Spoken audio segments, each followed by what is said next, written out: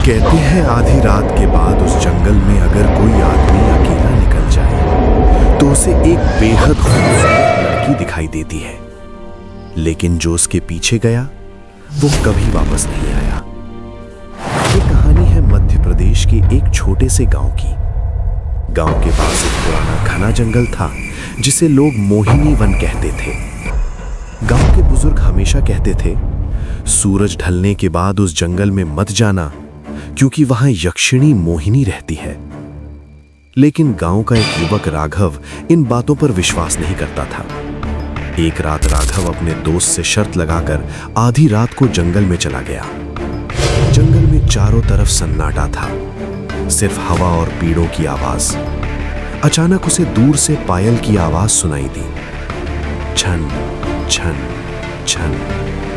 राघव ने मुड़कर देखा, चांदनी के नीचे एक बहुत खूबसूरत लड़की खड़ी थी। लंबे काले बाल, सफेद कपड़े और हल्की मुस्कान। लड़की बोली, तुम डर नहीं रहे? राघव हंसते हुए बोला, डर तुमसे? लड़की मुस्कुराई और बोली, अगर हिम्मत है तो मेरे साथ जंगल के अंदर चलो। राघव उसके साथ चल पड़ा। जैसे जैसे वे जंगल के अंदर जाते गए, चारों तरफ अजीब ठंडी हवा चलने लगी। अचानक राघव को लगा कि जंगल में बहुत सारे कंकाल पड़े हैं।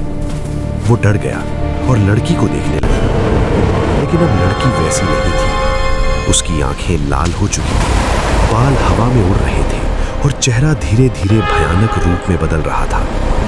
लड़की जोर से हंसी, मैं कोई लड़की नहीं, मैं हूं मोहिनी यक्षिणी जो हर इंसानों से उनकी आत्मा छीन लेती है। राघव भागने लगा, लेकिन अचानक उसे महसूस हुआ कि उसके पैरों के नीचे जमीन ही गायब हो गई और अगले ही पल वो एक गहरे गड्ढे में गिर गया।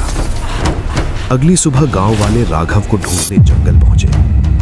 उन्हें वहां सिर्फ राघव का टूटा हुआ पर जलता हुआ लालटेन मिला और पास की मिट्टी पर उंगलियों से लिखा हुआ था, वो बहुत खूबसूरत थी लेकिन इंसान नहीं थी। उस दिन के बाद गांव में कोई भी सूरज ढलने के बाद उस जंगल में नहीं जाता, क्योंकि कहते हैं आज भी आधी रात को वहां से पायल की आवाज आती है, छन छन छन।